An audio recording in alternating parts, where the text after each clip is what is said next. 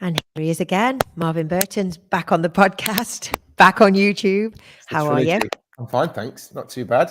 Round 3. I think this is the first podcast I've ever had me back 3 times. Twice is the record. It might be 4. I think we did some early ones back in the day. Really Could be. Yeah. So you've been all around the world this week. How's life? What are you up Very to? well, thank you. Yeah, it's going really well. What am I up to? Anything that's not stapled down at the moment, I think. There's just so many avenues opening up, so many. You use everything to your advantage, I think, Rachel. I think at the moment we've got energy crisis, people wanting to save money, cost of living, all this. And this moment in time, that's a good fit for where I am with what TRX can offer. You know, sustainability is high on people's agenda if you're into gyms and businesses. Saving costs, how can I drive revenue? How do I have something that's a unique selling point? How can I invest in something that's going to give me versatility? We just tick so many boxes, and there's no electricity. And I think that, you know, before I joined or rejoined, if however you look at it, TRX this year, you know, I'm coming away from another company that was looking at tech and digital. So to come to a TRX where it's not tech and digital, you just think, is it the right way? And I'm telling you, at the moment, it is definitely that, because there's no electricity costs. And I think that's where everybody's looking at the moment, because the running costs of treadmills and cardio. I know a few times I've put, and I'm joking, but I've put rest in peace cardio when I've been putting out posts on LinkedIn. But it is that way. I said it about 5 years ago. I said, when's it going to get to a point where a gym says, you know what, I'll just take off 1 or 2 treadmills and I'll create an entire functional space, because it's going to cost you less. And there's no running costs, there's no maintenance fees. And that's exactly what's happened. So, you know, maybe I was right again. I think you were. And we were just discussing earlier that TRX has been around now. How many years? When did the company actually? 2024 marks 20 years. 20. Gosh, that's gone fast, hasn't it? Yeah. Wow. Yeah. Incredible. And it's just such a cool brand. The education, the product, everything is just, it just seems to be now it's really popping. So do you think all of those roads have come together? And this is... I do, yeah. But I also think that TRX has been very consistent from the beginning. It came out and it changed the industry, whether you like, you know, however you look at it, it's changed the industry. Suspension training came out and everyone was like, wow, what's this? And it's just stayed there. And if I link that to what we spoke about before with customer experience, what's the gold standard of customer experience? And it's advocacy. Advocates are, you know, in simple terms, people that would quite happily sit in a coffee shop or go and tell their friends about your brand or business for free because they just love it.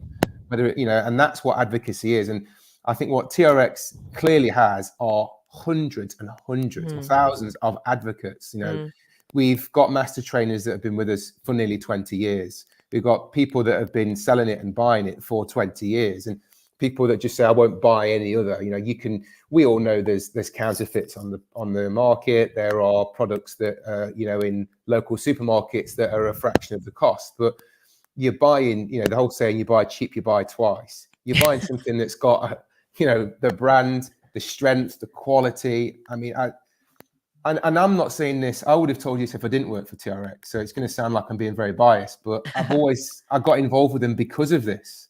You know, in 2000, and it was about 10 when I got involved with them. You know, it was just this is something that's unique, and yeah, it's just kept going. So I'm not surprised it's kept going, and I'm not surprised that it'll keep going. It's like it keeps evolving. It just keeps shooting up and ramping up with excitement.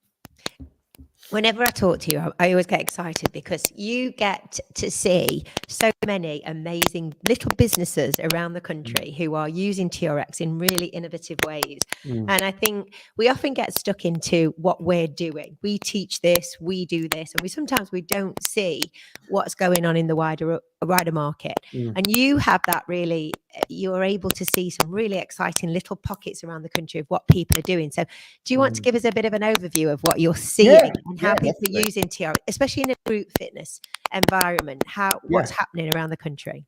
Like I said, I think what more people are doing is they're making exciting spaces. They're taking spaces that are dead or low use, and they want to put something there. And we've always been stuck on how does that, whatever that product is, fit within our entire ecosystem of the gym. So for example, if you take a generic customer journey. You go to a gym and it's like, well, you're going to sign up and you're going to have your orientation with Rachel, who's going to take you around the gym. And then it starts with some kind of, hopefully in most places, some kind of assessment. And we want to say, well, look, how do you move? What can we do? You know, it's that thing of taking what people want, which is I've joined the gym for this reason. But then as a coach, you say, well, actually, you need some of this as well. Because if we don't sort out that alignment and corrective exercise, then it's going to hinder you when you want to lift weights heavy or run faster or whatever you want to do. So taking what they want and what they need. And what more gyms I've seen, and this is in multiple countries, is they've said, right, where does TRX fit? Because we've just had it in the past. We've had one and we've just called it TRX. And then you've told us we can do 10,000 things with it. But then it's up to the person to decide what it is. And I've said, that's where you need to use your experience. It's your gym. I know you're wanting to appeal to the masses, but they will still need a level of education, which is where TRX thrives. So what I've been doing recently in Switzerland, in France, has been saying, right, let's start with step one. Let's use TRX as an assessment method. Let's not have one, because having one is not really going to help. Because once I tell you what to do with it, that one person is going to use it every time. So you're going to need more. So we've expanded the area, 4 or 5. Again, finding a space in the room that's quiet. And one of the main gyms I went to recently has got its own stretch area, designated area. They're calling it a wellness zone. It's got massage guns. It's got aqua beds. It's got all these things. Opposite, that's a posing room, would you believe it or not, to go in and take all your selfies for Instagram. I love that. These pop up everywhere. There's so many. But then what we've been saying is like, right, posture's great. If you take even like a fitness Pilates class, you start with posture and you look at the way someone stands in a passive position. But once they start moving, you're seeing a whole different alien in some cases, because you see the tightnesses and the restrictions and the alignments. And if you look at, again, I'm trying to tie in as many Pilates innovations as well, knowing it's fitness Pilates, there are a lot of people that listen. If you look at the fundamentals of Pilates, when you look at alignment, centering, coordination, and flowing movement, you look at someone, you start making a move. Once you apply tension to that, which could be lifting, carrying a bag, a baby, all those analogies we give, once you start applying tension to a movement, posture changes again. So what I'm seeing is someone doing a normal setup, looking at shoulders, looking at shoulder mobility, whether it's forward or backward posture, sway back posture in the spine. Once you put them in TRX and they start just holding the TRX, you start to see even more. You know, if I go back to when we started learning gait analysis and was talking about walk around the room and have a look at ankle dorsiflexion or have a look at tightness and restrictions, even more so once you put them in a TRX, ask them to hold their hands above the head with their hands around the foot cradles. And as soon as you see that, you see the restrictions in the shoulders. But instead of doing the old, let's go now and foam roll it, which was always the old go-to on these old PT courses. Now we've got an exercise for that straight away. So let's work on some scapular retraction. So even just holding in a retracted position and strengthening some of those stabilizers, you're spotting it, you're solving it, you're working on it instantly. And I think I've started conversations with that, and they've gone, that's brilliant, because we thought you had to do an electric magnetic test with some machine that you hold and grip. It doesn't need all that, because that's also can be a barrier to participation. You know, we want someone to come in and go, let's have a look at where you move. Let's do some exercise. You came to get a flat stomach and a 6-pack. Let's give you one today. You know, but if we can get them in a TRX straight away and just looking at things like holding a plank, getting into the positions that they need to be in to build on that, and then relate what they need to what they want. That's how it works. You wanted a better core. I'm giving you a better core, but I'm also giving you movement quality at the same time. Because if you can get to a greater range, you're going to reach your goals quicker. You're going to be able to work the muscle more, recruit more fibers. So the story it rolls off your tongue because it's such an easy concept, because it's logical. So I'm seeing more of that. More people are saying, yes, we wanted high intensity, but we also know that to get to high intensity, there's a journey. And then when you get there, there's a recovery journey at the other side. So more people are doing that. And I think that again, you can say I'm biased, but again, this is what I do for a job. The versatility of a TRX is it starts off an assessment tool, then it becomes your conditioning tool. Then you do your HIIT training on it. Then you do your cool down and your mobility work on it. So you're just all of a sudden going, well, hold on a minute. This is it's less than a quarter of the cost of the equipment that I've got at the moment. It takes up less space. I can take it outside if I need to. The versatility of it just goes up and up and up. And it's no wonder that more and more boutiques around the world are using TRX.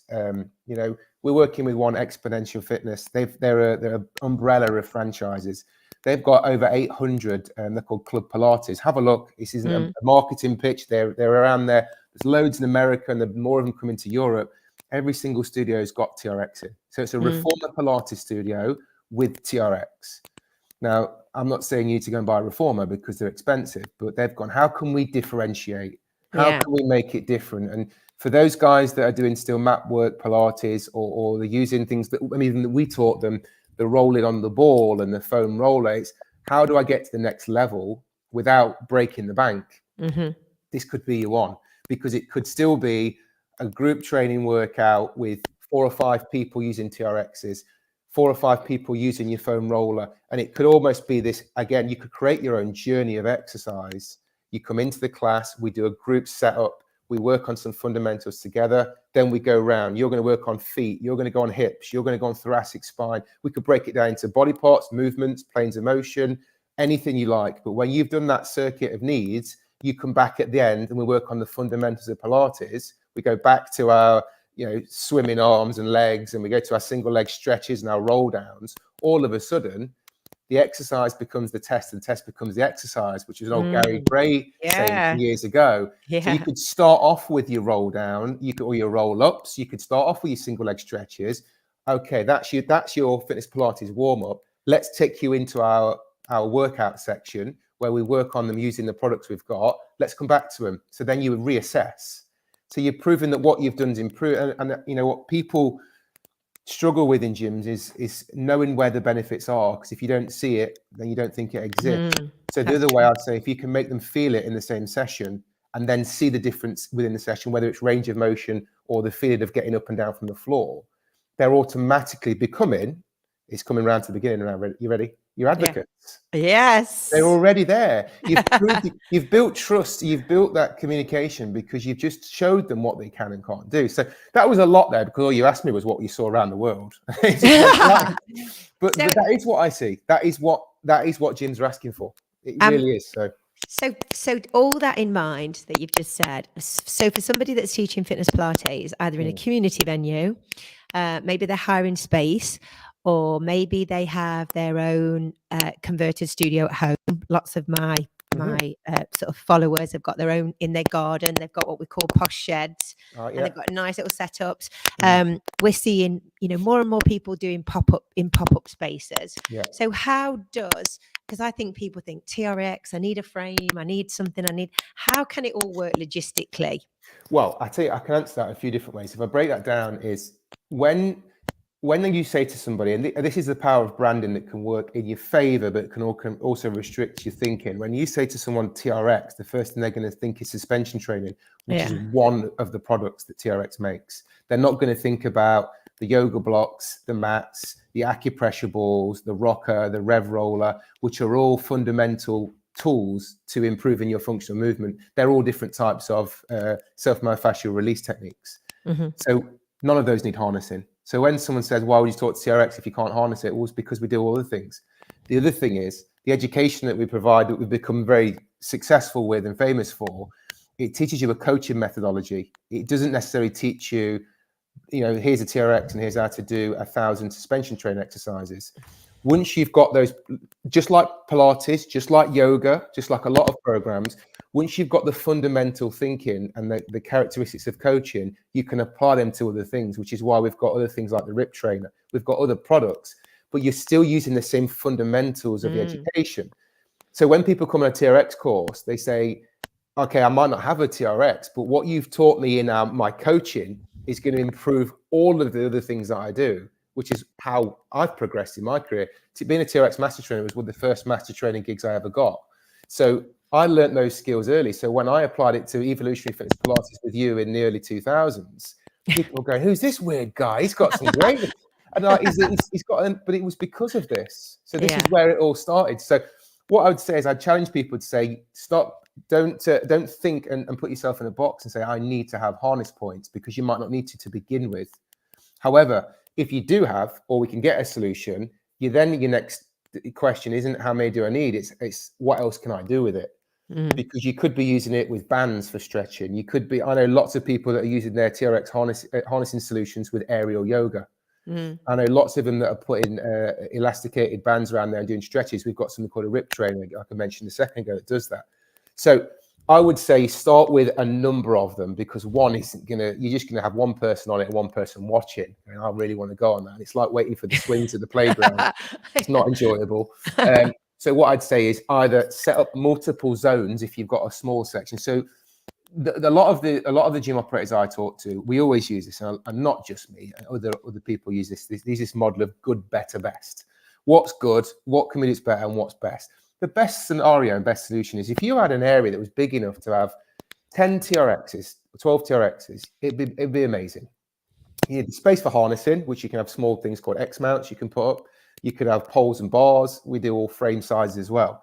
But you could then go, okay, that's let's reverse engineer it and go, what can we start with? 2 or 3 of those would be a good starting point, because then you could have, like I said, 3 doing one thing, 3 doing the other, and it could be this almost like, let's use the word circuit, because everyone knows the word circuit. It's a circuit, a flow of movements, a movement zones. That would be a good start.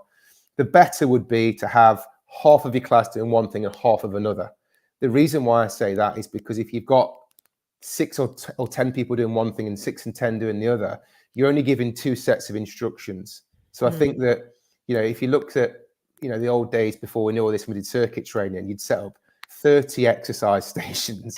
You'd have to go and demonstrate all 30. And then someone all of a sudden had this miracle and said, why don't you just make half of them do one thing and half do the other? And you went, aha. Oh, yeah.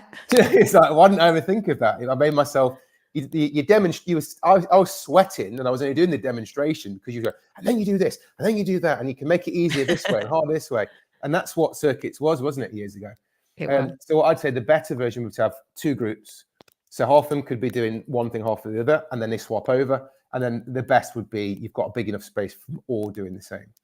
But like all of these things, when you start to scale something, you then need to go, right, what's the cost? How do I break the cost down? Because there's different levels of cost as well. There's different types of TRX, for example, suspension training. They're not all the same. A lot of people don't realize. So you could look at what type of suspension training you've got. Again, that could be, do you want the good one, the better one, the best one? And then you could say, what complements that? I look at the whole holistic experience of what do I need when I start, during and after. And that's where I think, you could have a lovely matted area. You could have a suspension area. You could have a warm-up and mobility area. One of the brands in the UK has just done that with their gym. Sorry to just divert, but they've just created this mobility and wellness area. Their pain point they identified was that when people come to do a workout class, and everyone will probably empathize with this, people come for that, let's say it's 5 p.m. They're there from probably 1:45, and they just stand with their towels and water bottles outside, and they're just waiting for the class to start. Rather than go and do something, there's nothing. So they created this activation zone. So people could turn up, do something while they're waiting, go and do it, and then do something after. So that community essence carries on after. That's a great idea, isn't it? Because everybody as well wants to sort of have a bit of a post-workout chat as well, don't they? And they could be doing it in an area. That's a great idea. Well, I've got, again, I'm not, it's not a paid advert, but I don't mind. It's called Just Fitness by Bannatyne. So if anyone knows Bannatyne's as a group chain, they've got Just Fitness. Now, if you go on their website, Just Fitness, the first thing you'll see is the TRX with Power Plate. We work with them on it. So there's an area where you can go, again, like I said, warm up and then get activated. Depending on where you are and what kind of demographic you've got, some people are in very affluent areas. You've also got, we work very well with Hyperice. They do a lot of massage guns and things like that. And then there's other ones on the market. So it's just one, for example. So they're doing things where you go and you do an activation. So you're using the massage guns to work through the muscle. Then you go on to your TRX. Then you'll do something else. Then there's another section where you'll do things with balls and rollers. So again, a lot more people are getting this activation zone. I think there's a lot to it. We've always, you and I and a lot of the community that will be listening to this we won't really understand this, because we've always been a believer of, warm up correctly, get the tissue prepared, do the workout, look after yourself, cool down. But once the whole, and again, another brand name, the CrossFit culture came in, it was very high intensity, was very quick. It was straight to it. But what they did, though, was they said, well, people can't squat. And this is where I like what the CrossFit movement did. They said, you need to do a mobility section. Then all of a sudden, people was doing hip openers and thoracic work because they could see that you cannot lift heavy weights unless you do that. So the whole mobility WOD came out, and I think that that's helped the notion of you need to warm up correctly. And also, I think that the younger generation now are drinking less alcohol, and you're seeing footballers come through. There's Erling Haaland at the moment from Manchester City, and all he preaches about is your well-being, your mental health. My nephew's 9. He's got the book of Be Like Erling Haaland, and he's going, I need to meditate. I need to go to bed early. This is a 9-year-old. I want to go to bed early because he said, and he's the world's best at the moment. Ronaldo, look how long his career has been prolonged, and he's put it all down to, do your recovery, warm up, do your ice baths, or whatever he's doing. And there's now a direct correlation with athletes that have looked after themselves through warm up and cool down to the ones that didn't, the ones that train and then went, we'll have a few beers now, we've earned it. The whole we've earned it culture in the 90s, we're now seeing actually it earned you the right then, but it meant that your career stopped 5 to 10 years early. And if you're earning the kind of money Ronaldo is, that's probably more money than we'll all add in our lifetime. So, phenomenal. All of that, put that all together, and it's a lot there. I appreciate when people listen to me. It's like, they must go, he's Marvin the Hurricane again. But, there is such a lot. And I think that the best thing to do is just to go, right, and this is how I've always done it, and I gave this advice on one of the podcasts before, is just get a piece of paper and write it all down in any order, and then go, right, where can I start? Just pick one. I'll probably give you 1,000 ideas or mention 100 things today that you just go, we could do that, we could do this. Just do one. Because the bottom line is most people won't do one. I'll say, Marvin, you made 100 good points. I'll do none of them. We get that one. We get all the time. So yeah, that's where I see it. So again, the buy-in to do something like this, to create a wellness space, a TRX zone, a fitness Pilates fusion class, whatever you want to call it, because it's your class, your way. I would look at what have you got right now and what could I get to, and what's the stepping stone approach. So how do I go from good, better to best? And let's help you get there. That's the thing. Something that you're very versed on is local outdoor spaces and parks, which are highly underused in many areas. Our local area has got some amazing parks, and you see people running, you see people, a few boot camps, but there's so much space. There's football posts everywhere. So if someone's thinking, okay, well, I've not got a studio that's going to be appropriate, but I do fancy doing something like this outdoors. Yeah. What does that look like? What kind of setup can that look like? And how easy is it to take 10 TRXs on your back and your rucksack and do some outdoor TRX? Unbelievable. It's so easy. My wife's a pre and postnatal coordinator. She takes walking groups out all the time. She's got a rucksack with TRXs in them. And it's not heavy. It's easy. They can go, there's multiple places. I think the good thing about it is, if I just, again, go forward, if you look at either walking groups, running groups, buggy groups, it's one thing. And if you don't feel that you're fit enough to do the entire thing, you just don't go. I know, for example, there's a walk leader group local to me, and it's run by my wife's grandfather. Now, if people that are coming to that in that age group feel that they can't walk 2 or 3 miles, they just don't come. But they could probably walk some of that. But then you go, well, if it's too cold. So all these things are your barriers. So it still relates to anybody, by the way, whether it's a running, walking, or group. So I always say, what I've been saying is, look, if you've got TRX, you don't have to be walking for an hour or 20 minutes. You could be going, let's start here. Let's do a bit of a warm up. Then let's go and do a bit of a walk or a jog or a walk, whatever we're doing. Come back and do a bit more. And then week by week, inch by inch, depending on the weather, whether they want to be under a shelter or whether we want to be out in the sun, you can dictate that, because there's nothing wrong with you. Most parks have got football fields at one end and the other. So you just put your TRX, hook it on, do your warm up. Let's walk to the next one. Let's hook it up there. It takes seconds. And I think that's, again, that's a versatility. You don't need one area. You can just take it anywhere. It doesn't take long. It takes a little bit of health and safety of, is the floor safe? Is it dry? Is there any slip hazards? Is it hooked on correctly? Which, again, they can teach you in under 5 minutes. Once you've got that under your belt, you're there. And I think that's where gyms struggle, because people don't walk into the gym and say, oh, I want a membership. I'm really low on confidence. Just don't go in at all. Whereas you being in the park, in the outdoors, where you don't feel like you're being watched, looked at, and it's quiet throughout the day, it's a great starting point. It's like a gym membership without the gym, and you could be that person. And I think that's what health services look for signposting. You look at people that have got, either disabilities or mental health issues. Going to a gym is the worst thing you can think of. I'm sure. I mean, I'm only talking. I'm trying to empathise, but it would definitely be an intimidating environment. So for me, I would think meeting somewhere local that's outdoors, or even somewhere just like a community centre, that would be a starting point. I would be looking at, can I speak to local council about putting some harness points, some TRX X mounts, which are very low cost, in your facility or on the outside, so you don't even need to get access to go inside. Then you've got free parking, you've got public toilets. There's probably a coffee shop around nearby. Meet there. You take your own TRXs, pop them up, use it, go. I think that the councils would rather work with you than you just go into the park with hordes of people doing things and they're unaware. I think we had this in the early 2000s when people were going, well, my park's charging me for a boot camp, their park isn't. It's the unknown. We don't know what people are doing. So I think if you can go, and I've gone to a few local councils around the country, not my local ones, and I've pitched this idea to them. And I've gone, look, what do you need? And this is what I need. And in most cases, what they need is health data.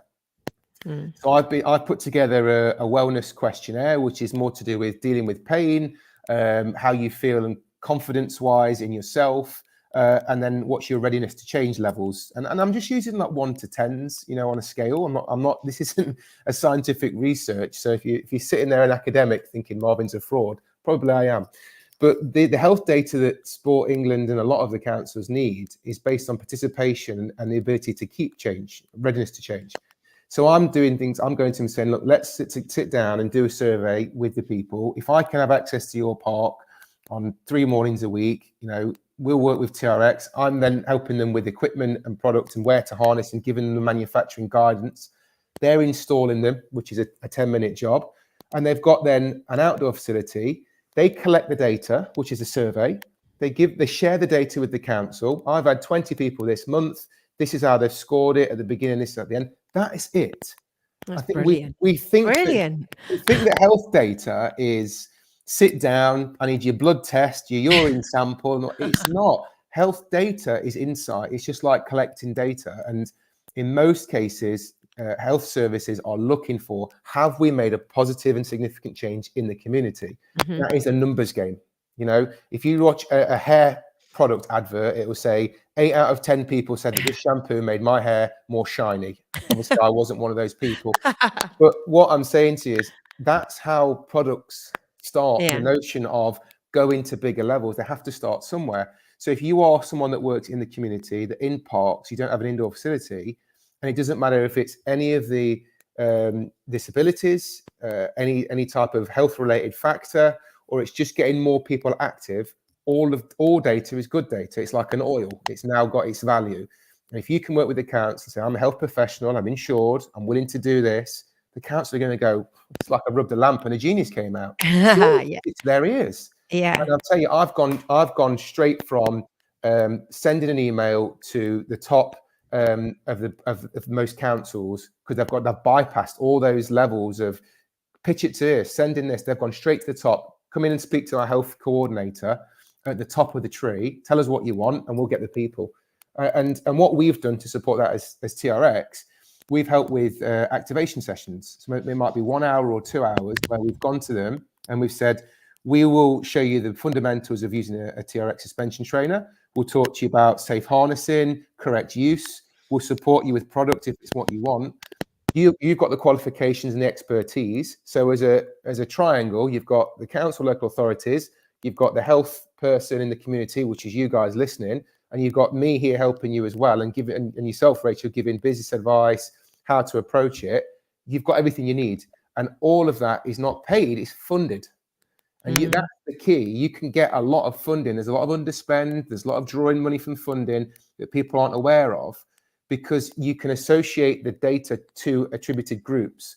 English isn't the first language, ethnic minorities, mental health groups, increasing participation for females in sport. How many schools have got trouble at the moment with girls not wanting to do PE? I've done all of this. I've been to my council. I used to run exercise sessions for girls in Derbyshire Council that didn't want to do PE. We had a squash court. I took the sound system. They loved it. And we're talking 15 years ago. Now it's even worse. You've got an active problem here that you can be a solution for. and draw funding and well paid, I must say, as well. I've been working and talking with people like SimSpa and UK Active, and they've said, you know, one of the big problems we've got is retaining coaches. People are doing level 4 in all these lower back pain management and cancer rehabilitation, but they're not being recognized at a high level of qualification, getting money for it, they're not being paid any more than a freelancer. I've gone, well, that's because they're not going in with, I'm going to collect your health data, I'm going to help you draw down the funding. And once I tell people this, they go, you've done it.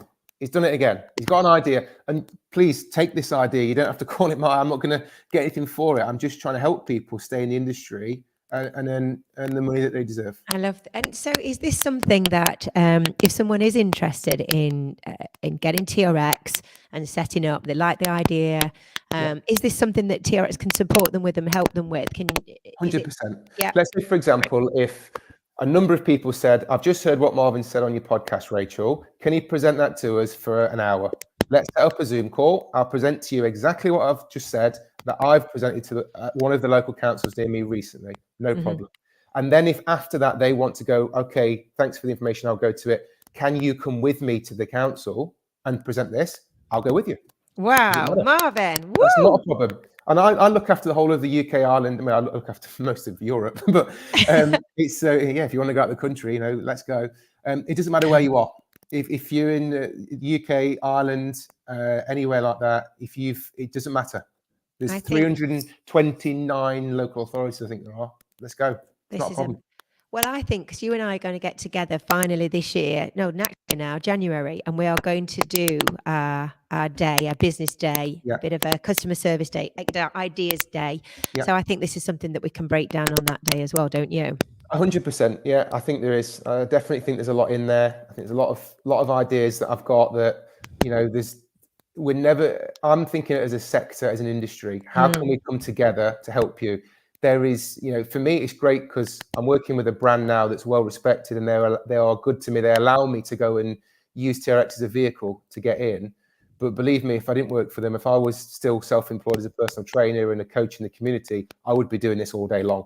And for those of you listening, thinking, oh, there's no cost to this. I am just sharing and understanding and ideas for your benefit, because if they then go, no problem, we'll buy TRX, then I'm happy. And if they say, well, we want your services as a coach, we're going to pay you, then you're happy. I'm not getting a commission or cutback on that. So if this sounds like it's too good to be true, it is. But the reason why other brands don't do it is because most of the large equipment suppliers and manufacturers, they build equipment for indoor gyms, and their manufacturing warranty is invalid once you take it out.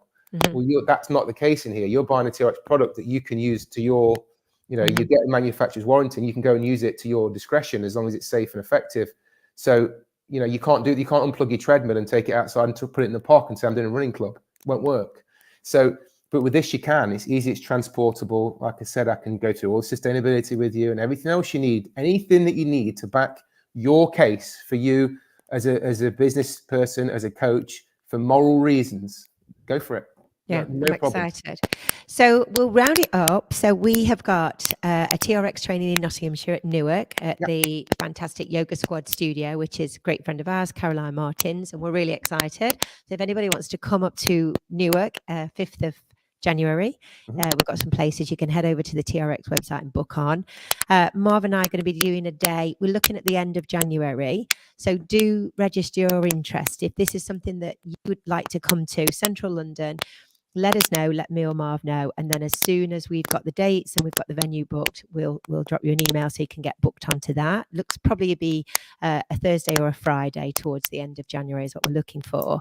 And just keep an open mind. I think there's so many opportunities in 2024 going forward, don't you, Marv?